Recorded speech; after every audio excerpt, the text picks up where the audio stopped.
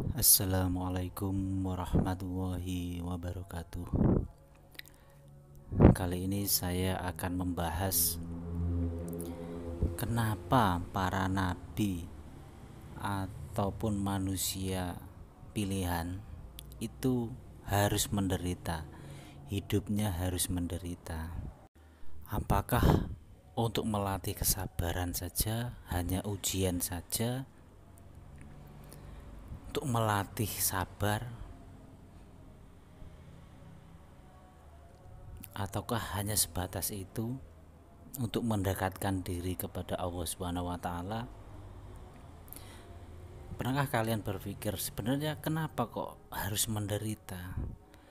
Ini sebenarnya jawabannya ini berkaitan dengan puncak ilmu hakikat.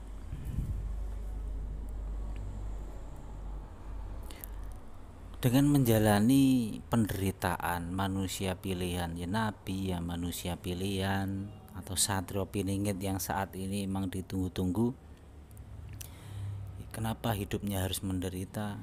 Yang pertama itu memang agar lebih mendekatkan diri kepada Allah Subhanahu wa taala, melatih sabar, tabah.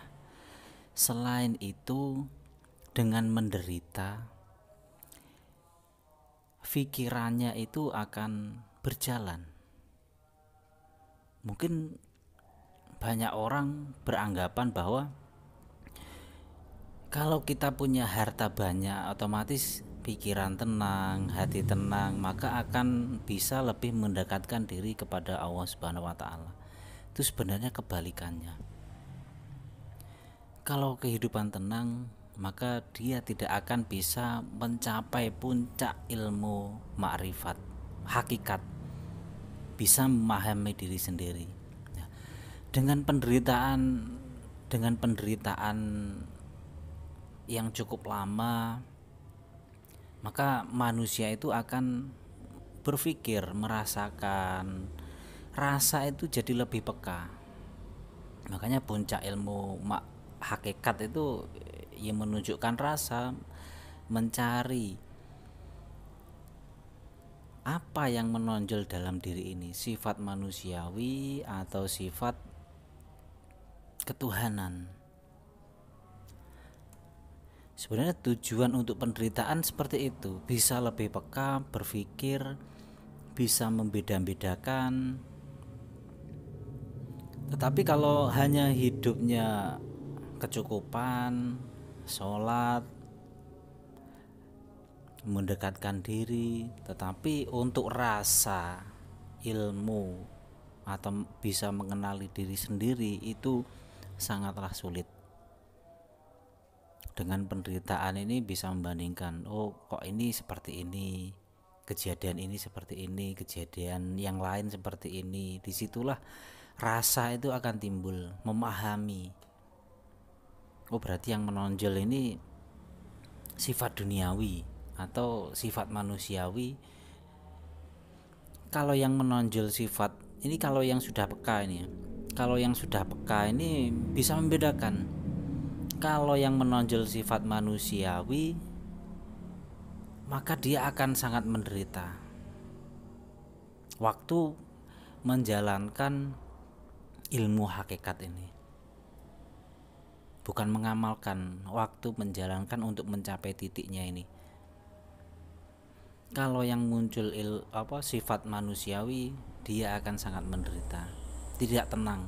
Tetapi kalau yang muncul sifat-sifatnya Allah atau kebaikan, dia akan tenang, hidup tidak akan mengeluh, tidak akan berharap.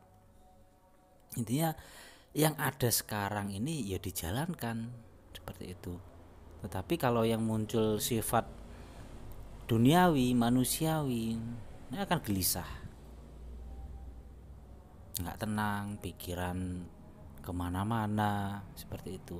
Itulah tujuannya kenapa manusia pilihan, nabi ataupun yang lain lah, pokoknya yang manusia pilihan hidupnya itu harus menderita. Itu tadi jawaban kenapa para nabi, manusia pilihan, hidupnya harus menderita. Dan inilah puncak dari ilmu hakikat. Makanya tidak mudah untuk mencapai puncak ilmu hakikat itu tadi. Kalau sudah memahami diri sendiri, maka guru sejati atau makrifat, mengenal Allah Subhanahu wa taala atau mengenal diri sendiri akan muncul, dan hati yang akan membimbing. Perbuatan yang tidak baik, hati akan berbicara.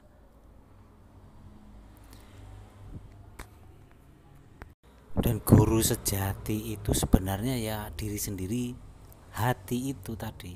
Makanya kan mungkin banyak yang mengenal, banyak yang pernah mendengar lah, yang tahu isi hati itu ya hanya Tuhan, Allah Subhanahu wa taala yang tahu isi hati, yang bisa membolak-balikkan hati. Makanya guru sejati itu ya hati itu tadi. Puncaknya di situ, cara berbicaranya, mengingatkannya diri sendiri ini, mengingatkannya kan kalau guru sejati kan kebaikan, mengingatkannya ya lewat hati itu tadi, kata hati tadi. Mungkin video kali ini semoga bisa dipahami. Terima kasih.